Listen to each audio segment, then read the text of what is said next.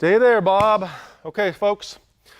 My name is Mike Seeklanner, and this particular video is going to teach you how to throw hand strikes. So I'm going to give you a system of simple, effective, easy to use hand strikes, and I'm going to teach you the basics and how to practice those strikes. Okay, so let's talk about striking first of all. Now, when you're striking someone, when you're punching someone, there are really two methods of hand posture that you can use. Number one, you can use a closed fist. A closed fist is probably best built with your thumb around your first two fingers. And I'm gonna try to, if I can, line my knuckles up with my wrist, okay? I'm gonna grip and close my hand as hard as possible. An open fist is what we used to call a palm strike. So if I'm using an open hand strike or an open fist type strike, my striking or targeting area is gonna be these hard muscles in the palm of my hand and potentially the ridge of my hand here. Now, one key thing about open strikes is I want to make sure to have my thumbs tucked. And the reason for that is if I'm throwing an open hand strike and I slip off someone's head, it's possible and easy, and I've actually done it on Bob here, to get your thumb trapped in an eye socket and potentially break your thumb. So you got to be careful there. Now, you may be asking yourself, well, Mike, why would you throw an open hand strike versus a closed fist strike? Here's the deal. This guy's head, the average human head, is made up of dense bone. I mean, it's designed to protect the brain. So the bones in your hand, especially the top of your hand here, although strong, are actually pretty small and brittle bones. And as you start to practice your strike, especially if you're bigger and stronger, or you really learn how to generate power from your hips, it's pretty likely that if you throw a full power strike into a guy's head, and you don't catch him in the soft, meaty portions of his face where there's a little bit of give. Let's say he ducks his head and you catch him on the forehead. There's a pretty good chance that you may break your own hand or break your knuckle. It's very, very common. Matter of fact, in the first UFCs, first MMA tournaments ever in the US that were very popular, we saw a lot of fighters in between fights, because they fought multiple fights, getting their hands broken and having to stop the fight, okay? Because they were using closed fist striking.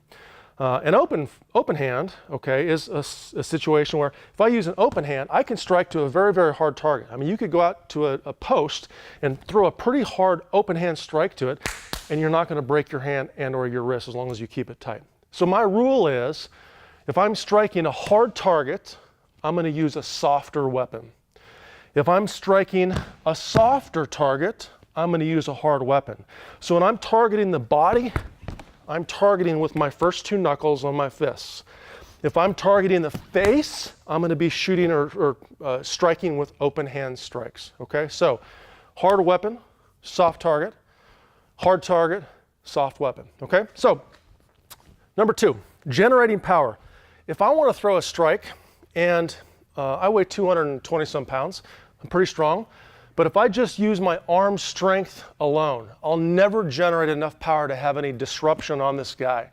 So to develop power, I want to make sure that my feet are at least shoulder width. And personally, I'm probably going to be a little wider than shoulder width. If you ever heard of a guy named Mike Tyson, famous boxer, heavyweight boxer, went to jail for a while, I got all that. But he was a great striker. And the guy had the ability to generate so much power. Typically, he would knock most of his opponents out. Well, where did that power come from? If you ever watch an old video of Mike Tyson fight, his stance, his legs were wider than shoulder width. He was extremely wide, and he used his entire body to generate that torque for the strikes. So what you want to do is, you want to think about keeping your knees bent, making sure your feet are relatively parallel and linear. That means your toes are pointed generally towards your opponent, and you want to have your feet somewhere at shoulder width, or my suggestion is just a little bit wider, okay? Now let's number our strikes. Our strike system, if we use common numbers, we can refer to them in common discussions. We know what we're talking about. So my strikes are numbered as follows. I'm a right-handed striker, so my left hand is going to be my lead hand. My right hand is going to be back. It's going to be my power hand. A number one strike is what you may know as a jab, okay? One, okay? A number two strike is where my strike crosses my body, and some of you may know that as a cross, okay? So that's a number two, okay? Number three is a hook from the left side from my left side hits the right side of his face. I would hook around, if he had his hands up in front of his head, that's what it's designed for, to hook around something. A number 4 is a hook from the other side. A number 5 is an uppercut, so the strike is coming from below. And a number 6 is the other uppercut, okay? So 1, 2, 3, 4, 5, 6. Now, principles of striking. When you're practicing your striking, let's practice them one at a time. So let's work on number 1. Here's the key. Good stance, lots of torque, hands up. And when you practice your strikes, practice them from the positions that you're going to be fighting from. So if you watch the cage video, it's one of the earlier videos where you're defending your head, there may be a chance that I'm going to throw strikes from here, where I just decide to strike someone that gets too close to me, or from here. I might have caged up already, and I need to throw that strike straight from that caged position. So, a couple things. When you're throwing your strikes, the strike should return as fast as it goes out there. So if I'm throwing the jab and practicing the jab, the number 1, okay, I'm going to throw the strike from wherever it starts, it's going to return to that same spot as quickly as it goes out there. So if it goes out there at this speed, it's going to come back at that speed to the same spot. So I'm going to practice kind of from a half cage position and practice my 1. 1. What I'm doing is I'm using my whole body to throw the strike. I'm looking at where I want to hit. Thumb is tucked. Okay? Same thing with the number 2. Number 2 strike. With the number 2, I'm going to generate power from my legs. So I'm taking my rear leg and I'm pushing, and my heel actually goes out just a little bit. So I'm actually taking my heel and I'm torquing my whole body to throw that strike, okay? So number 2, and remember, the strike is going to return as fast as it goes out there, okay? So number 2, nice and light initially, working on technique, where I'm targeting, I'm going to the head, hard target, soft weapon. If I were practicing to the body, soft target, hard weapon. Okay? Number 3, the hook power comes from that lead foot. So I'm turning my left foot and torquing my whole body into the hook. 3. From around the side. Okay? Number 4, the hook power comes from the other foot. So I'm torquing my right foot, which turns my body, okay? Number 4.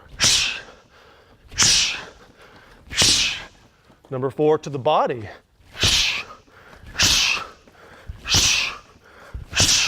Okay? Number 5, the power once again comes from the lead foot, but I'm using that foot to drive my body weight up. So I'm driving my body up, okay? Number 5. Okay? Number 6, same power direction, the other foot. Number 6. Notice where this other hand's going, protecting my head.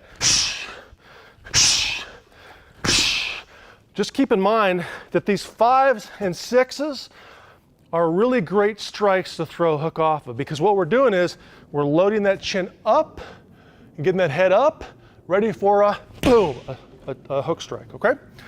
So if you wanted to start putting them together, I'm going to put them together. Here we go. 1, 2. Hands go straight back, straight out. Hands straight back, straight out. Okay? 1, 2, 3. Okay? 1, 2, 3, 4. Eyes open. 1, 2, 3, 4. 5. Almost lost count there. 1, 2, 3, 4, 5, 6. Oh, I missed him. It's okay. The real guy's gonna move. And if you hear what's going on here, I'm throwing 3 or 4 or 5 volleys of strikes, and my heart's already going. So when you're doing stuff like this, the fitness craze of today is functional fitness, where everybody goes to a gym, they get on a treadmill, they run, or they get on an elliptical or a bike or whatever else, sip their latte. Hey, buy a bob. Practice 1, 2, 3, 4, 5, 6. To the head, 1, 2, 3, 4, 5, 6. To the body and moving. Generating torque, power. Work your technique first. Add speed, add power, okay? And last but not least, I'll close with this in striking. repetition builds skill. So every time in context, I look at a guy's face and I think, man, I'm gonna strike that face. If in real life, I wanna strike that head with an open fist, I need to practice it with an open fist. If I practice it, I put boxing gloves on. I see a lot of people do that. They just practice with MMA gloves or boxing gloves. But in the street, once again, there's that big chance we'll break our hand. So when I'm practicing, my strikes, I may put body and head shots together, head and body shots together. So I may practice, for example, 1, 2, 3, but I went 3 to the body. So I went open hand, close my fist, first 2 knuckles, okay? 1, 2, 3, 1, 2, 3, okay? So what I'm doing is I'm targeting the spots and applying the weapons that I want to use on those particular spots, okay? So work those strikes. Don't forget your foot position. Generate power. Keep your hands up. Throw the strikes from different positions. From here, from here, from here. Tuck the thumbs. Work on your technique first, then add speed, then power, and then put it all together. Folks, striking is a critical part of your self-defense toolbox. Make sure you work on them. Forget that functional fitness at the gym and the treadmill. Buy a bob and punch him.